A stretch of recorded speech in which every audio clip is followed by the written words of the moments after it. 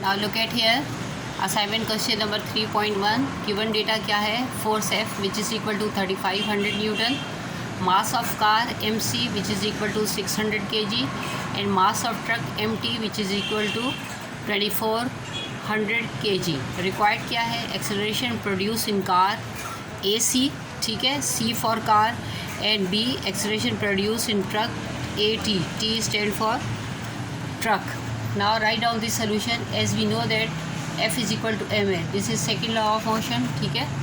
तो हम क्या करेंगे, इसको कन्वर्ट कर देंगे F is equal to mc/ac, ठीक है। मास ऑफ कार लिखेंगे और एक्सेलरेशन हमने फाइंड आउट करना है फॉर कार, तो ac is equal to F by mc. This is your first equation. Now putting the value in this first equation, ac is equal to 3500 Newton divided by 600 kg. ये 0 0 से cancel, then AC is equal to 5.83 newton पर KG. यहाँ पर 1 newton किसके बराबर है, kilogram metre पर second square, क्योंकि एक्सेलरेशन का तो ये यूनिट नहीं है, ठीक है।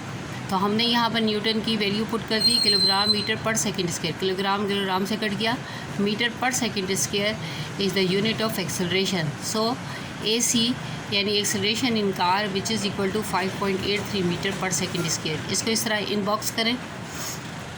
देन बी हम फाइंड आउट कर रहे हैं acceleration in truck. Now that equation convert into F is equal to M T A T. A T आपने फाइंड आउट करना है acceleration in truck, then which is equal to F by M T. This is your equation number 2। Now putting the values in this equation number 2, A T is equal to force हमारे पास क्या है 3500 newton divided by 2400 kg, that is the mass of the truck.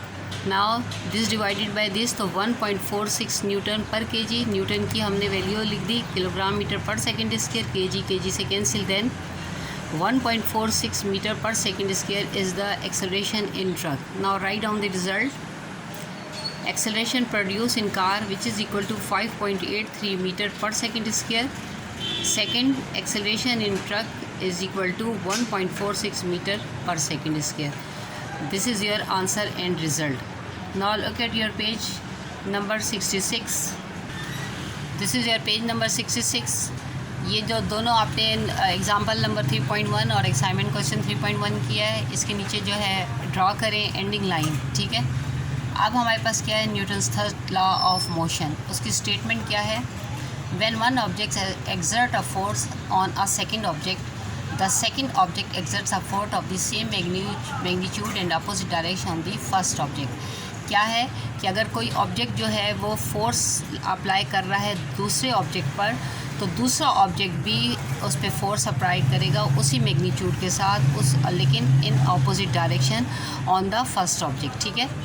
यानी कि when an object A exert force on object B written as F A B, object B also exert the force on object A return F A B A. यानी अगर ए जो है B पे करेगा तो B भी जवाबन ए पे करेगा force exert, but in opposite direction. तो हम इसको कैसे लिख सकते हैं, F A B is equal to minus F B A, ठीक है। क्यों, ये ऑपोजिट डायरेक्शन में, इसे यहाँ पर नेगेटिव साइन है, ठीक है ना। ए जो है वो बी पे फोर्स एक्सर्ट कर रहा है, यहाँ पर बी ए पे कर रहा है। Here the negative sign shows that the force FBA is opposite to the force AB, ठीक है। ये नेगेटिव साइन इसी वजह से आया कि ये BA है, कि B जो है वो भी A पे कर रहा है, पहले A B पे कर रहा था, ठीक है। इसको कल हम डिटेल में पढ़ेंगे। आज जो मैंने करवाया काम उतना ही आपके लिए काफ़ी है। इसको पढ़ें और समझें और नीट काम करें। Thank you.